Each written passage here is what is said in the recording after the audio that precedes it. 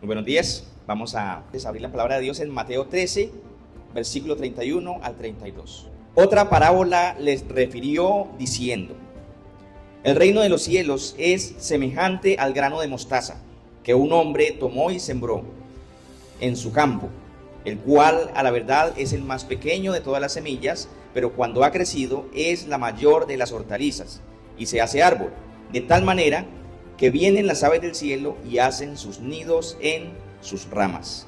Amén.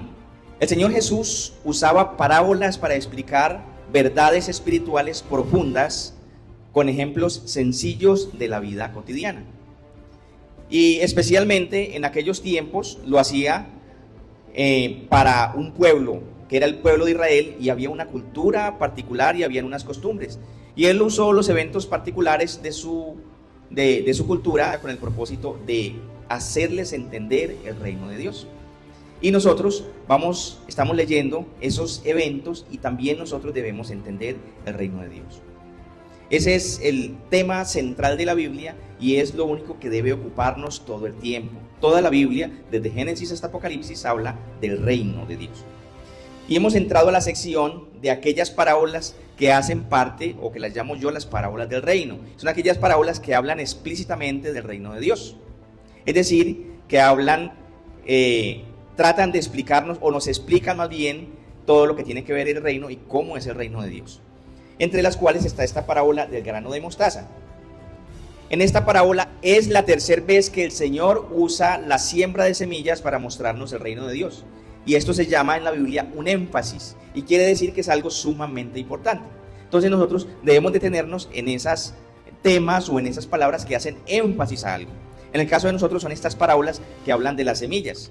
Las otras dos parábolas que están seguidas con estas ya las estudiamos los 2 domingos anteriores, que son la parábola del sembrador. Recuerdan, el sembrador salió a sembrar, y la otra parábola es la parábola del trigo y la cizaña, donde el Señor muestra cuál es la buena semilla, quién siembra la buena semilla, y cuál es la mala semilla y quién siembra la mala semilla.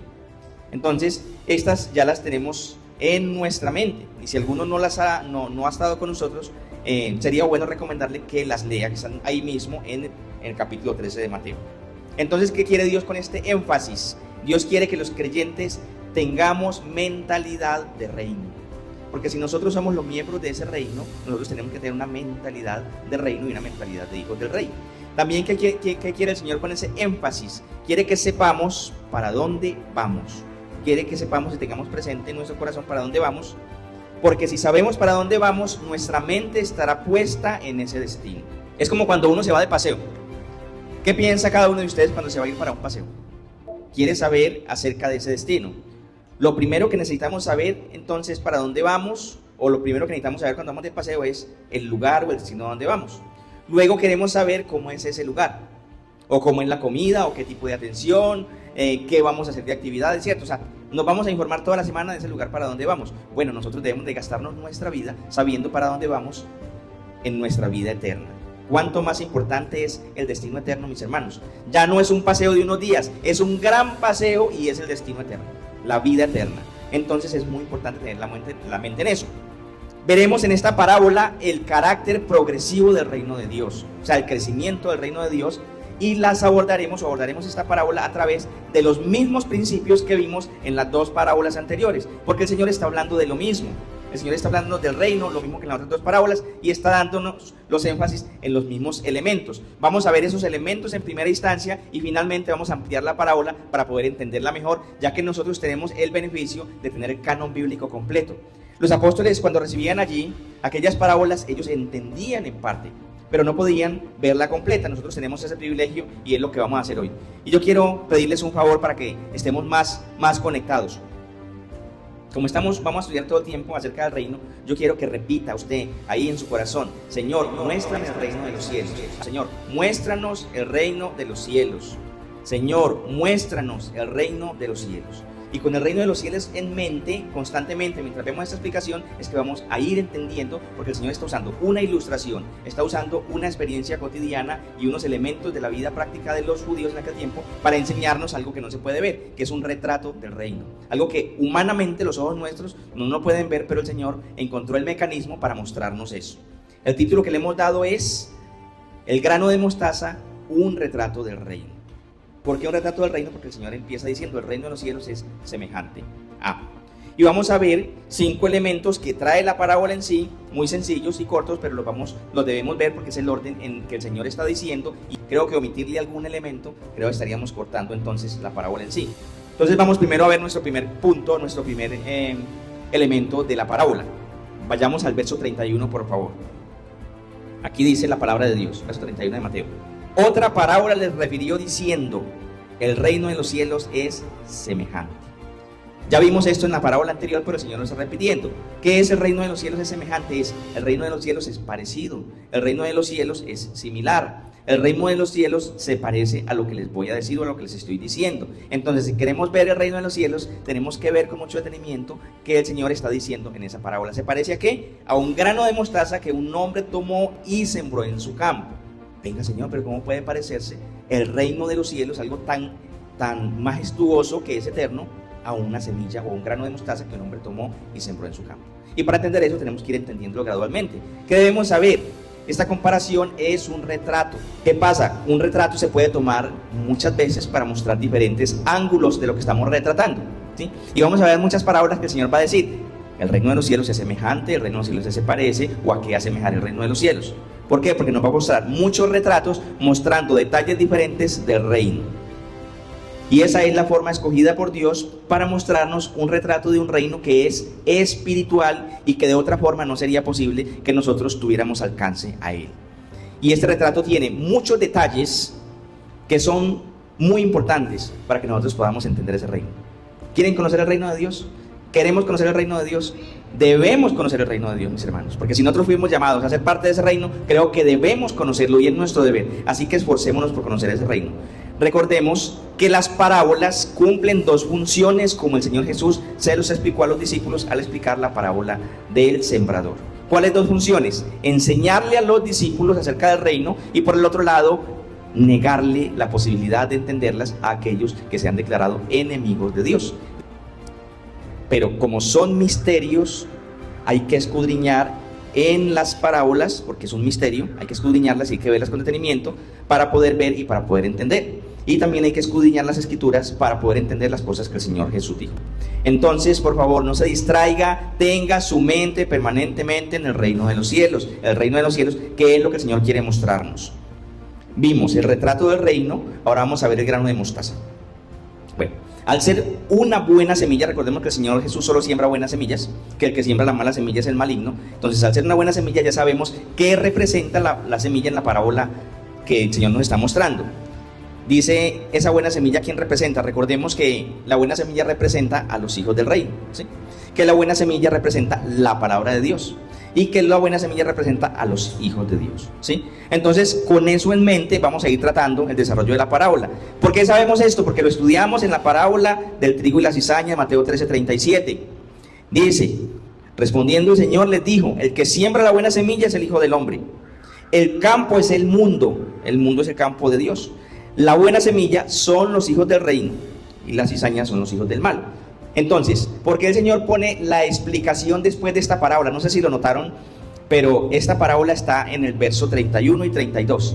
Antes de eso está la parábola del sembrador y está la parábola del trigo y la cizaña. Y la explicación a la parábola del trigo y la cizaña está después de estas 2 pequeñas parábolas, la cual es una de ellas que estamos viendo hoy. Hay otra que la vamos a ver dentro de 8 días, que es la parábola de la levadura. Hoy vamos a ver esta. ¿Qué quiere decir? Que dentro de la explicación que el Señor estaba dando, nosotros podemos tomar de esa misma explicación para poder entender el resto de parábolas. Entonces, el grano de mostaza es una semilla muy pequeña que en la época o en el medio agrícola de la cultura de Israel era la más pequeña de todas. Es decir, los que sembraban cosecha, los que sembraban en los huertos de aquel tiempo, sabían que esa era la semilla más pequeña de todas y que dentro de las hortalizas que ellos sembraban, el árbol de ella era el más grande de todos. Entonces el Señor va a usar esa semilla. Y el Señor Jesús, después de haber puesto a la audiencia de aquel tiempo el trigo como la buena semilla, y el corazón del hombre que escucha y entiende el evangelio como la buena tierra, después de haber mostrado un retrato del reino en cuanto a la buena semilla y la mala semilla, después de haber mostrado quién es el que siembra la buena semilla y quién es el que siembra la mala semilla, ahora usa otra semilla para mostrarnos otro retrato del reino de Dios, su crecimiento, ¿sí? Quiere decirnos también, al escoger esta semilla más pequeña para este ejemplo, no es que nos esté haciendo relevancia del tipo de semilla o que esté exaltando a la semilla de mostaza, sino que quiere usar esa semilla para darnos un ejemplo, ¿sí? Entonces nos dice que esa semilla es muy pequeña y que lo importante no es la semilla, sino quien la siembra. Mire qué pasajes tan hermosos vamos a tener de aquí en adelante en la enseñanza. Juan 16:13. Pero cuando venga el Espíritu de verdad, Él os guiará a toda la verdad, nos guiará a conocer toda su palabra, porque no hablará por su propia cuenta, sino que hablará todo lo que oyere, todo lo que el Señor está diciendo, y os hará saber las cosas que habrán de venir. ¿Cuáles cosas habrán de venir? La escatología, las profecías. Él nos hará saber, nos hará entender las cosas que han de venir. Por eso nosotros ahora entendemos el mensaje de Dios de una forma más completa, porque el Espíritu Santo nos da a conocer esas cosas por medio de ¿qué? Por medio de su palabra, porque Él la inspiró. Entonces, cuando venga el Espíritu Santo, Él os revelará y guiará toda la verdad, nos guiará a conocer toda su palabra, porque no hablará por su propia cuenta, sino que hablará todo lo que oyere. ¿Qué era todo lo que oyere? Todo lo que el Señor estaba diciéndole a los apóstoles, el Espíritu Santo estaba diciendo, estaba apuntando, para recordárselo luego a ellos. Todo lo que oyere de parte del Hijo, el Espíritu Santo se los iba a dar a conocer a ellos más adelante y a nosotros más adelante. Todo lo que el Señor está diciendo, y os hará saber las cosas que han de venir. Entonces, el Espíritu Santo siempre estuvo oyendo la palabra de Dios y ejecutando su santa voluntad. Desde el principio fue así. Génesis 1:2:1, allá está el registro de eso, ¿cierto? ¿Qué hacía el Espíritu Santo el día de la creación? Ejecutar la palabra que Dios enviaba para crear el universo. Génesis 1:2 dice, Génesis 1:2, vayamos allí por favor. Dice, y la tierra estaba desordenada y vacía, y las tinieblas estaban sobre la faz del abismo, y el Espíritu de Dios se movía sobre la faz de las aguas, recibiendo la palabra de Dios y ejecutando su santa voluntad. ¿Qué va a pasar con nosotros entonces? Lo mismo. Cristo está hablando, y todo lo que Cristo está hablando, Él lo está recibiendo y lo está entregando al pueblo de Dios, a la iglesia, a cada creyente, y está entonces haciendo la nueva obra o la nueva creación en Cristo Jesús. En el caso de esta siembra de semilla del Señor Jesús, el Espíritu Santo también está oyendo su santa palabra y está ejecutando su santa voluntad. Juan 14:26, vamos allí por favor. Vamos allí que tenemos algunos pasajes muy relevantes y es importante tenerlos. Juan 14:26. Mas el Consolador, el Espíritu Santo, a quien el Padre enviará en mi nombre, Él os enseñará todas las cosas. ¿Cuáles? Las que les he dicho. Y os recordará todo lo que yo os he dicho. ¿Sí lo ven como lo dice claro? Él os recordará todo lo que yo os he dicho. Entonces, mis hermanos, la esperanza de nosotros es que el Espíritu Santo nos dé a conocer todas las palabras de Jesús. ¿Qué estamos haciendo hoy aquí? Estamos revisando en las palabras que Jesús dijo hace 2000 años y las estamos estudiando y las estamos entendiendo. ¿Por qué? Porque el Espíritu Santo nos las está dando a conocer. Todas esas parábolas para ellos serían entonces entendidas después, serían entendidas completamente a través de un desarrollo progresivo e histórico en la vida. ¿Cuándo empezaron a entender ellos la verdad? El día de Pentecostés. Pablo, 7 se habían ido a pescar otra vez. Volvamos a nuestra vieja profesión. Nos dijeron que íbamos a ser pescadores de hombres, pero no sabemos cómo hacerlo. Y él se murió, entonces arranquemos a pescar. ¿Qué pasó en aquella mañana? El Señor se les apareció allá en una barca con un pescado asado al carbón y los llamó, echen la red a la derecha. ¿Sí? Y dicen que Pedro se puso una camisa y salió corriendo y se postró y le dijo, Señor mío y Dios mío.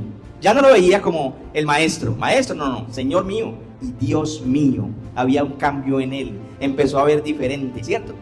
Pero ese Pedro cobarde que lo había negado, ahora le dice, Señor mío y Dios mío. Y cuando él le dice, Pedro, ¿me amas? Él sabía que esas palabras no eran para sus oídos naturales, sino para su corazón. Finalmente Pedro se quebrantó y le dice, Señor, tú lo sabes todo. Tú sabes que te amo, ¿cierto? Ese mismo Pedro, el día de Pentecostés, entendió este mensaje y se paró y predicó, varones hermanos, no están ebrios, porque apenas son las 9 de la mañana, no están ebrios, sino que lo que Dios había prometido se está cumpliendo hoy. Entonces, mis hermanos, nosotros de esa misma manera vamos a ir entendiendo. Escuche con mucha atención. Juan 1:3. Ay, Señor, qué maravilla. Este pasaje nos despeja lo que vamos a ver de la semilla. Nos la despeja completamente. Miren pues, mis hermanos, creo que lo tenemos. Amén. Bueno, dice, en el principio era el verbo era con Dios y el verbo era Dios. Este era en el principio con Dios, todas las cosas por él fueron hechas y sin él nada de lo que ha sido hecho fue hecho. Lo leo de nuevo. En el principio era el verbo, Cristo, y el verbo era con Dios, Cristo, y el verbo era Dios, Cristo. Este verbo, Cristo, era en el principio con Dios. Todas las cosas por él, Cristo, todas las cosas por él, el verbo, fueron hechas, y sin él, sin el verbo, nada de lo que ha sido hecho fue hecho. Pregunto, ¿eso cómo lo llamamos? La palabra de Dios. El verbo hecho carne. Esta palabra se encarnó completica en la persona de Cristo. Toda la palabra de Dios se encarnó en la persona de Cristo. El verbo hecho carne. Entonces tenemos en la mente, Cristo es el verbo, él es la palabra y se encarnó de María, ¿cierto? Entonces, ¿cuál fue la semilla que fue sembrada en nuestros corazones? ¿Cuál fue la semilla que fue sembrada en nuestros corazones? La palabra. ¿Y quién es la palabra? Cristo es el verbo. Entonces el verbo fue sembrado en nuestros corazones. Entonces Cristo mismo fue sembrado en nuestros corazones. Hermanos, esto no es pequeño. Por eso el énfasis en la semilla y el sembrador y el terreno. Cristo estaba sembrándose literalmente Él en cada uno de nuestros corazones, mis hermanos. Entonces los cristianos somos hijos de Dios, herederos y coherederos juntamente con Él. Porque por la obra de Cristo en nosotros, a través de su palabra que viene a morar en nosotros, somos ¿qué? Hijos de Dios, hijos del reino. Por eso Él decía en la parábola, son los hijos del reino. Ahora podemos entenderlo mejor, ¿cierto? ¿Cuál fue la semilla entonces sembrada en sus corazones? Su palabra. Su palabra es el verbo que se encarnó, es Jesús mismo. Jesús es el verbo hecho carne. Entonces, ¿quién fue sembrado en nosotros? Cristo fue sembrado en nosotros. Por la fe en Cristo, a través de su palabra, que es ese verbo encarnado, habita en nosotros. Cristo habita en nosotros. ¿Van comprendiendo, mis hermanos? En Cristo hay el misterio del ser humano más grande en la tierra. Es el único ser que es completamente hombre y completamente Dios. ¿Cómo llamamos eso? O como lo llama la Biblia, en Él habita corporalmente la plenitud de la deidad. Es decir, que Cristo es Dios, pero Cristo es hombre. Ese Dios ha entrado a morar en aquellos que oyen esa palabra y la reciben y la creen y la entienden. Esa es la semilla. Esto es muy importante, mis hermanos. Vamos a hacer énfasis en esto, énfasis. Este verbo es sembrado en nuestros corazones por medio de su palabra. Cristo mismo, el que hizo los cielos y la tierra, ahora está sembrando algo nuevo, ¿cierto? Cuando se predica la palabra de Dios, se está regando la semilla de parte de Dios y esa semilla es Cristo mismo. Cuando esa palabra, que es la semilla y que es Cristo, es entendida, es porque cayó en buena tierra. Y esa semilla sembrada por Cristo es la buena semilla. Aquí está el misterio más profundo del reino de Dios sobre la tierra. Cuando Dios decía, cuando Juan Bautista decía, vamos más atrás, decía, arrepentíos porque el reino de Dios se ha acercado a vosotros. Ese profeta está loco. Y mire cómo va vestido. Es que envuelto en una toalla y en el desierto, envuelto en unas hojas y en el desierto. Está loco, ¿cierto? Pero luego vino Jesús y decía, arrepentíos porque el reino de los cielos se ha acercado a vosotros. ¿Por qué el arrepentimiento? ¿Y para qué? Porque el arrepentimiento es el camino preparado para que cuando Jesús venga a sembrar la semilla, siembre y esa semilla vaya a terreno fértil, ¿sí? Entonces había un principio, había un origen, había un comienzo. Y ese fue el comienzo, que fue lo que vimos en la segunda predicación que vimos aquí en este lugar. Ahora les pregunto, ¿están listos para ir más lejos? Porque hay más. Estamos empezando. Lean con mucha atención este pasaje, Juan 12:24. Juan 12:24. Hermanos, a mí esto me quemó el corazón literalmente cuando lo estaba estudiando. Juan 12:24. De cierto os digo, cuando el Señor Jesús, que es Dios, repite o afirma y confirma, es porque eso es muy, pero muy importante y muy cierto.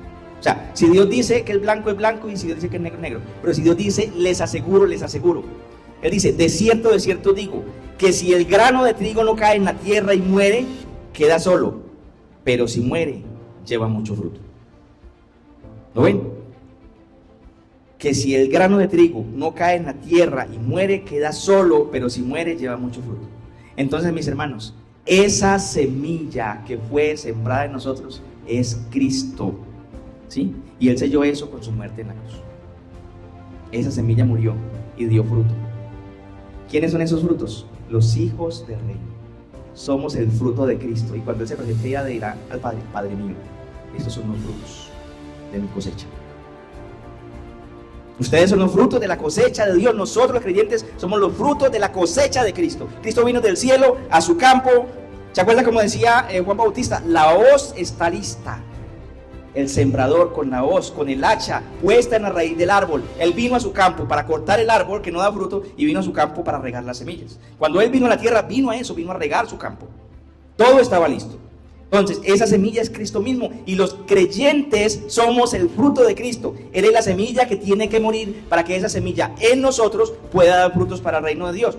Esta semilla que cayó a la tierra del corazón de los creyentes murió y nos dio vida eterna a los que creímos en Él. ¿Se dan cuenta de eso, mis hermanos? ¿Tiene sentido ahora las parábolas de la semilla? Esa semilla que tiene que morir es Cristo. Él es la semilla, para que esa semilla en nosotros pueda dar fruto para el reino de Dios. Pero esta semilla que cayó en la tierra del corazón del creyente y murió, nos dio vida eterna a los que creímos en Él. Nos dio vida eterna, mis hermanos. Ahora, vamos a verlo en la Biblia. Yo le estoy explicando a usted, vamos a verlo en la Biblia, ¿sí? El fruto de Cristo para el reino de Dios son ¿quiénes? Los creyentes. Como les dije, Él se va a presentar el día del juicio final y va a decir al Padre: Padre, estos son los frutos de mi cosecha en la tierra. Helos aquí, se los presentará al Padre, ¿cierto? Y Él le dirá: bienvenidos, benditos de mi Padre, ocupad el lugar preparado para vosotros desde antes de la fundación del mundo. Lea conmigo Juan 15:5, por favor. Miren esta hermosura de pasajes, hermanos. Es que al fin es la palabra de Dios, ¿cierto? Juan 15:5. Y enseguida lo vamos a repetir más completo. Vamos a ver esta porción apenas. Dice: yo soy la vid, vosotros los pámpanos. El que permanece en mí, dice el Señor, y yo en él, este llevará mucho fruto, porque separados de mí nada podéis hacer. Miren qué maravilla. Yo soy la vid, dice el Señor, vosotros los pámpanos. ¿Qué es un pámpano? Es el racimo de uvas, pero Él es la raíz, ¿sí? Es la vid verdadera. El que permanece en mí y yo en él, este lleva mucho fruto, porque separados de mí nada podéis hacer. En el reino de los cielos, separados de Cristo, imposible, imposible. El fruto en nosotros para el reino es la manifestación misma de Cristo en nosotros. Cristo, al darnos su palabra, al caer en nuestro corazón y al crecer, entonces somos el fruto de Cristo para el reino de los cielos. Por eso Él lo dijo en la explicación de la parábola del trigo y la cizaña. Recuerden ese pasaje, Mateo 13:43, hablando del final de los que son la buena semilla, ¿cierto? ¿Qué dice allá mismo? Aquí mismo, ahí adelantico del pasaje que estamos viendo de Mateo, de la parábola. Mateo 13:43. Entonces los justos resplandecerán como el sol en el reino de su Padre. El que tiene oídos para oír, que oiga. ¿Cómo así? El desafío que el que tiene oídos para oír, que oiga. Aquí hay algo muy grande, hay algo muy importante y ustedes van a tener que buscarlo más adelante. Ahí les dejo esa frasecita. El que tiene oídos para oír, que oiga. Entonces estos justos resplandecerán como el sol. Hermanos, yo no me alcanzo a imaginar en mi mente cómo será eso de que Cristo creció en nosotros, se volvió el árbol y resplandeció en el reino de su Padre. Hermanos, eso tiene que ser algo más allá de nuestro entendimiento, pero lo creemos porque Él lo dijo, y lo creemos porque Él dejó su trono de gracia para venir a decirnos eso al oído aquí. Lo creemos porque es la palabra de Dios y Dios es fiel, sea Dios veraz y todo hombre mentiroso. Lo creemos porque es la palabra de Dios. ¿Cómo va a ser eso? No me lo imagino, pero ese es el plan de Dios, ese es el propósito de Dios. Si no has creído hoy en Cristo y crees hoy en Cristo, podrás entender esto y te hará crecer más y más hasta que alcances a ser el árbol aquel, o hasta que alcances la estatura del varón perfecto, que es Cristo. Vamos a ver otro pasaje para profundizar lo que les estoy diciendo, mis hermanos. ¿Sí están entendiendo? ¿Sí están escuchando? Bueno, Efesios 3 del 17 al 19. Miren qué hermosura. Miren que lo que les estoy diciendo no lo estoy diciendo yo. Lo que estoy diciendo es lo mismo que la Biblia nos está diciendo, letra por letra y coma por coma. Para que habite Cristo por la fe en vuestros corazones. Habite, está hablando de la habitación en Cristo. A fin de que arraigados y cimentados en amor, seáis plenamente capaces de comprender con todos los santos cuál sea la anchura, la longitud, la profundidad y la altura, y de conocer el amor de Cristo, que excede a todo conocimiento, para que seáis llenos de toda la plenitud de Dios. Hermanos, ¿cómo así? Que nosotros seamos llenos de toda la plenitud de Dios. Sí, ese es el plan de Dios.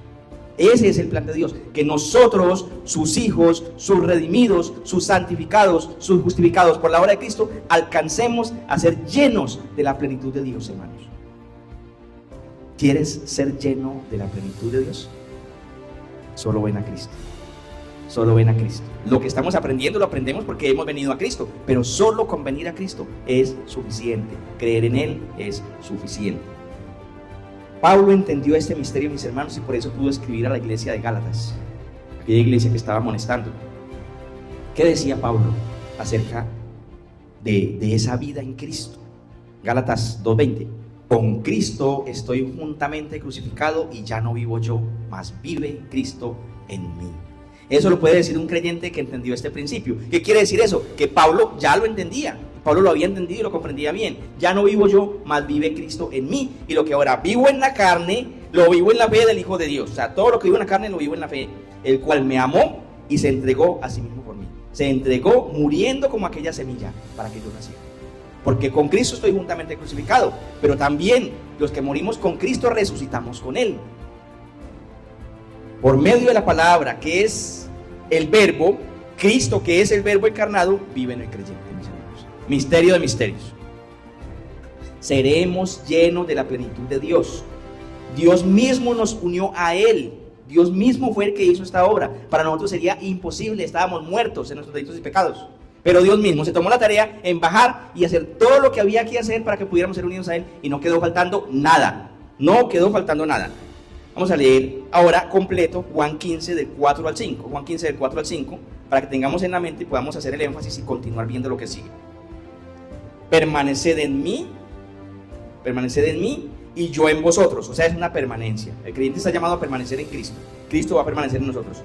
Como el pámpano no puede llevar fruto por sí mismo si no permanece en la vid, así tampoco vosotros. Es decir, que no hay otra forma de llevar ese fruto si no permanece en mí. Yo soy la vid, vosotros los pámpanos. El que permanece en mí y yo en él, este lleva mucho fruto. De nuevo, porque separados de mí nada podéis hacer. El creyente se une a Cristo. Cristo se une al creyente, ¿sí? En una unidad celestial y única. Hay una unidad celestial y única, incomprensible pero real. Incomprensible pero real. Y yo quiero que vayamos allí a ese pasaje tan hermoso que yo sé que los que lo han leído les ha llenado. Juan 17 del 20 al 23. Hermanos, es tanto y es tan ordenada el diseño de Dios, el diseño original de Dios, que antes de ir a la cruz Jesús oró justamente en este sentido, en el sentido de esa unidad entre el creyente y esa unidad entre Cristo y esa unidad entre Dios el Padre. Juan 17, 20. El Señor orando antes de ir a la cruz. ¿Por quiénes está orando? Por sus discípulos y por nosotros. Mas no ruego solamente por estos, los discípulos que tenían al frente, sino también por los que han de creer en mí por la palabra de ellos, para que todos sean uno, unidad, como tú, oh Padre, en mí y yo en ti. Que también ellos, la iglesia y los creyentes, sean uno en nosotros, para que el mundo crea que tú me enviaste. La gloria que me diste, yo les he dado. La gloria de Dios es inaccesible, ¿cierto? Es impenetrable. Cuando Moisés le dijo, muéstrame tu gloria, no podía resistirla, porque moriría. ¿Y sabe qué? Cristo nos la dio a nosotros. La gloria que me diste, yo se las he dado a ellos. Estaremos en ese estado de gloria, mis hermanos. No puedo explicarles más. Ahí estaremos. La gloria que me diste, continúa el verso 22, yo les he dado para que sean uno, para eso, para que haya esa unidad, la gloria. Así como nosotros somos uno, yo y el Padre uno somos. Ahora podemos decir, nosotros, el Padre y el Hijo, uno somos por la obra de Cristo y por el plan de Dios. Yo en ellos, dice verso 23, yo en ellos. ¿Quién se estaba sembrando en nosotros? Cristo. Yo en ellos y tú en mí, para que sean perfectos en unidad. para que el mundo conozca que tú me enviaste y que los has amado a ellos como también a mí me has amado. Hermanos, Dios el Padre nos ama con tal amor, con el mismo amor que amó a su Hijo unigénito, para que ellos sepan que los amas como a mí me has amado. Así nos ama el Señor. Nos ama tanto que dio a su Hijo unigénito, porque con la muerte de Él era posible que nosotros naciéramos. Y es por eso que Dios no negó a su Hijo unigénito, porque dijo, no hay otra forma.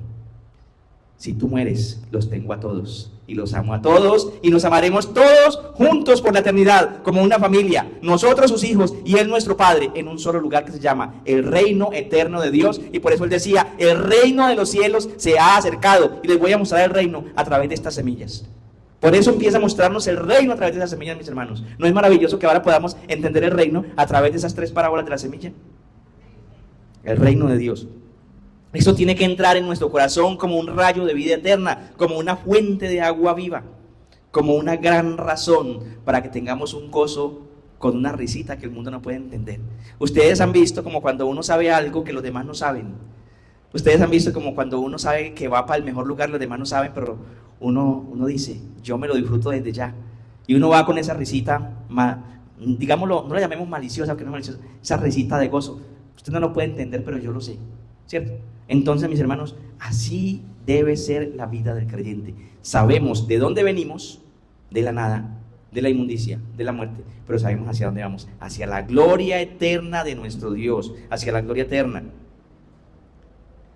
Él junto con el creyente en esa unidad eterna son ese árbol donde las aves del cielo hacen su nido y descansan, porque ya no vivo yo, mas vive Cristo en mí. Nosotros ya no vivimos, mis hermanos, nosotros morimos con Él en la cruz. Y ahora vivimos y estamos vivos. Este es, bueno, algo para cerrar, para que entendamos, porque más adelante vamos a ver este texto, probablemente por ese texto está relacionado con el grano de mostaza. El grano de mostaza, él es ese árbol que crece y da sustento y descanso. Cuando él decía, que está ahí mismo 4 capítulos más adelante, Mateo 17:20, vamos allí por favor, y ahora sí vamos a entender este pasaje, lo que dice, sin necesidad de complicarnos la vida, sin necesidad de alegorías. Jesús les dijo, por vuestra poca fe, porque de cierto os digo que si tuvierais fe como un grano de mostaza, diréis a este monte, pásate de aquí allá, y se pasará, y nada os será imposible. ¿Quién es ese grano de mostaza, mis hermanos? Cristo. Si nosotros tuviéramos la fe de Cristo, haríamos lo que Cristo hacía. Le hablaríamos al viento y a los mares y nos obedecerían. Pero ¿cómo puede ser eso posible? Aquí no. El día de la unidad completa con Cristo, el día del estado de gloria, donde la plenitud de Dios se va a manifestar en nosotros, podríamos hacer esas cosas. Y el Señor les dice a ellos de forma velada, si tuvieres fe como el grano de mostaza. Yo soy ese grano de mostaza. Si ustedes tuvieran la fe que yo tengo, pero lo van a tener el día que yo venga y les entregue completamente la gloria y los glorifique. Entonces, mis hermanos, lo que nosotros tenemos hoy, Cristo es el grano de mostaza. Si el hombre puede tener la fe de Cristo, podría hacer esto y mucho más. Y como les decía, esto sucederá el día que seremos glorificados. Entonces vamos a permanecer toda la semana y todos los días de nuestra vida con el reino de Dios en la mente. Ahora conocemos cuál es el reino de Dios. Nosotros, los creyentes, somos ese reino de Dios caminando en esta tierra. Porque Cristo, que es Dios, vive en nosotros. Y Cristo, que es la semilla, murió. Y Cristo mismo implantó esa semilla en mi corazón. Por eso cada que nosotros caminamos y hacemos algo, mencionamos y abrimos nuestra boca y hablamos de las Santas Escrituras. Tenemos que estar llenos de esto. Cuando viene la prueba, tenemos que estar llenos de lo que dice aquí. Cuando viene el gozo y el momento de reírnos, damos gloria a Dios, porque estamos llenos de lo que dice aquí. Porque lo que dice aquí es esa semilla, pero esa semilla es Cristo mismo, mis hermanos. Entonces, si le damos la curva completa a esto, a estas verdades, nosotros en esta tierra somos el reino de Dios en la tierra.